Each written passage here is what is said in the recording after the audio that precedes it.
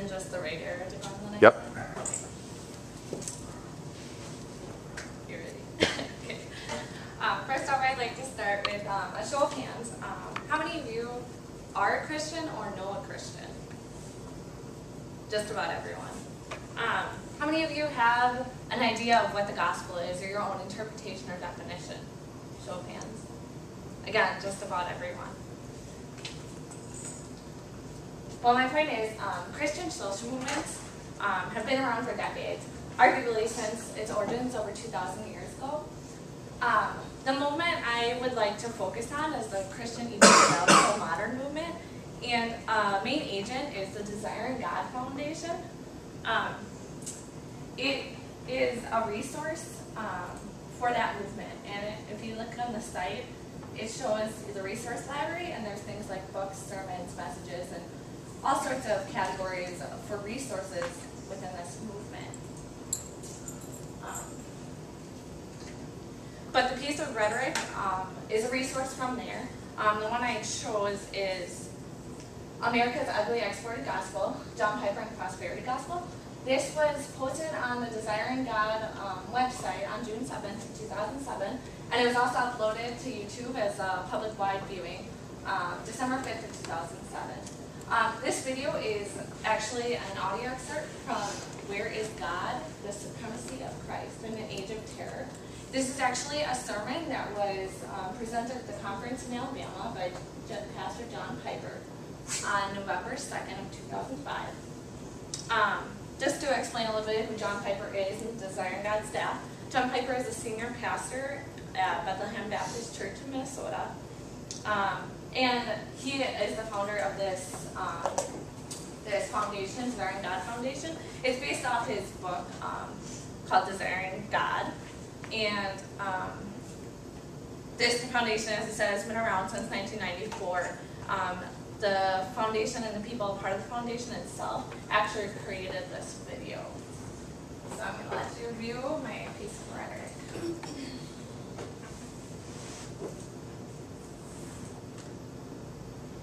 Just going to let it go a second here. I don't know what you feel about the prosperity gospel, the health, wealth, and prosperity gospel, but I'll tell you what I feel about it. Hatred. It is not the gospel. It's being exported from this country to Africa and Asia, selling a bill of goods to the poorest of the poor. Believe this message: your pigs won't die, your wife won't have miscarriages, you have rings on your fingers and coats on your back. That's coming out of America. People that ought to be giving our money and our time and our lives, instead selling them a bunch of crap called gospel. And here's the reason it is so horrible. When was the last time that any American, African, Asian ever said, Jesus is all satisfying because you drove a BMW? Never. They'll say, Jesus give you that? Yeah, well, I'll take Jesus. That's idolatry. That's not the gospel. That's elevating gifts above giver. I'll tell you what makes Jesus look beautiful is when you smash your car and your little girl goes flying through the windshield and lands like dead on the street. And you say, through the deepest possible pain, God is enough. God is enough. He is good. He will take care of us. He will satisfy us. He will get us through this. He is our treasure. Whom have I in heaven but you, and on earth there's nothing that I desire besides you. My flesh and my heart and my little girl may fail, but you are the strength of my heart and my portion forever. That makes God look. As God, not as giver of cars or safety or health. Oh, how I pray that America would be purged of the health, wealth, and prosperity gospel, and that the Christian church would be marked by suffering for Christ. God is most glorified in you when you are most satisfied in Him in the midst of loss, not frustration.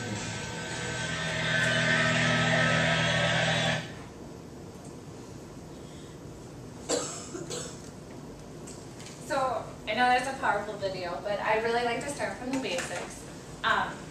Piper, he really talks about the signification and terministic screens of the gospel. And Piper points out that people have rejected its meaning and have nearly successfully attempted to change its meaning.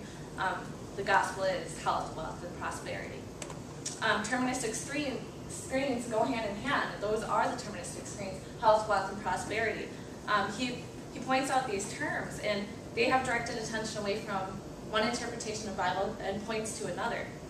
Other terms people put with it, I'm sure you guys have thought of, as I mentioned earlier, you might have thought of the Bible, God's law, reward, or things such as hope, satisfaction in Jesus, different things like that, depending on your view or interpretation of the gospel. Now I'd like to break down Piper's argument. I think really this video is an argument about what the gospel is and what it means. He's making an argument about the gospel's definition and its perceptions. To start with claim, which is one of the three main parts of Tillman's model for parts of argument, Piper claims that America is sending out the prosperity gospel, and the prosperity gospel is not the gospel. The gospel is satisfaction in Jesus, even in the midst of loss and suffering. Piper bases his claim on the Bible and also on the suggestion that no one has ever said Jesus is all satisfying because of the gifts you bear. For example, a BMW that you drive. That's the data, what he's basing his claim on. He also warns that America is promoting health, wealth, and prosperity, and that Christian churches, specifically the American Christian churches, are responsible for marking themselves with suffering for Christ. In order to explain what he means by marking oneself with suffering for Christ, Piper uses vivacity. The overwhelming picture of crashing your car and throwing your little girl through the windshield, landing dead on the pavement. And the ability to say, through that devastation, God is enough. He is good. He will satisfy us. My flesh and my heart and my little girl may fail, but you are the strength of my heart and my portion forever.